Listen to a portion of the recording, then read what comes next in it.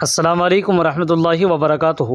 سامعین کرام، جیسا کہ آپ کو معلوم ہوگا کہ کل مہاراشٹر کے گنگا گری مہاراج نے ہمارے نبی آقائے دو عالم سرکار مصطفیٰ صلی اللہ علیہ وسلم کی شان میں لائیو عوامی پروگرام کے درمیان انتہائی گھٹیا انداز میں گستاخی کی ہے، اور وہ بھی مراٹھی زبان میں۔ محمد صلی اللہ علیہ وسلم کے خلاف ایسی بد زبانی کی ہمت شاید آج تک کسی نے کی ہو۔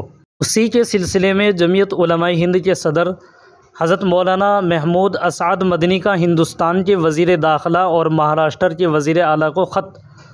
وہ خط کیا ہے میں آپ کو پڑھ کر کے سناتا ہوں، آپ اس کو سماعت فرمائیں، ویڈیو کو آخر تک سنیں۔ اس سے پہلے گزارش ہے آپ چینل کو سبسکرائب بھی ضرور کیجیے گا۔ سامعین کرام، رسول اللہ صلی اللہ علیہ وسلم کے خلاف قابل اعتراض بیانات دینے والے کے خلاف سخت کارروائی کا مطالبہ کیا گیا ہے۔ نئی دہلی، 17 اگست 2024۔ جمعیت علماء ہند کے صدر مولانا محمود اسعد مدنی نے ہندوستان کے وزیر داخلہ امت شاہ اور مہاراشٹر کے وزیر اعلیٰ ایک ناتھ شندے کو احمد نگر کے رام گیری مہاراج کی طرف سے پیغمبر اسلام صلی اللہ علیہ وسلم کے خلاف خط لکھا ہے۔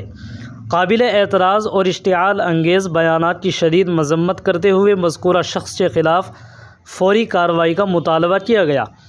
مولانا مدنی نے کہا کہ اس طرح کے بیانات سے مسلمانوں کے مذہبی جذبات کو شدید ٹھیس پہنچتی ہے، کیونکہ کوئی بھی مسلمان اپنے نبی کی ذرہ برابر بھی توہین برداشت نہیں کر سکتا۔ یہ افسوسناک ہے کہ مذکورہ شخص اپنے قابل مذمت رویے پر اٹل ہے، جس سے ظاہر ہوتا ہے کہ اس نے ایک منظم منصوبے کے تحت ملک کے اتحاد اور خود مختاری کو چیلنج کیا ہے۔ مولانا مدنی نے مطالبہ کیا ہے کہ مجرم کو انصاف کے کٹہرے میں لایا جائے۔ ان کا مزید کہنا تھا کہ حکومت اور قانون نافذ کرنے والے اداروں کی ذمہ داری ہے کہ وہ ایسے واقعات کو روکیں اور ملک میں امن و امان برقرار رکھنے کے لیے مؤثر اقدامات کریں۔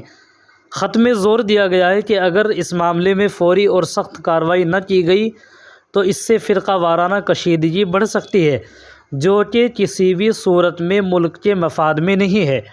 اللہ تعالی ہم سب کی حفاظت فرمائے، اور ہمارے جو علماء ہیں اللہ تعالیٰ ان کی محنتوں کو، کوششوں کو بھی قبول فرمائے۔ آپ اپنی رائے کیا رکھتے ہیں کمنٹس میں ضرور لکھیے گا، اور ویڈیو کو زیادہ سے زیادہ شیئر بھی ضرور کیجیے گا۔ جزاکم اللہ خیرہ۔ السلام علیکم ورحمۃ اللہ وبرکاتہ۔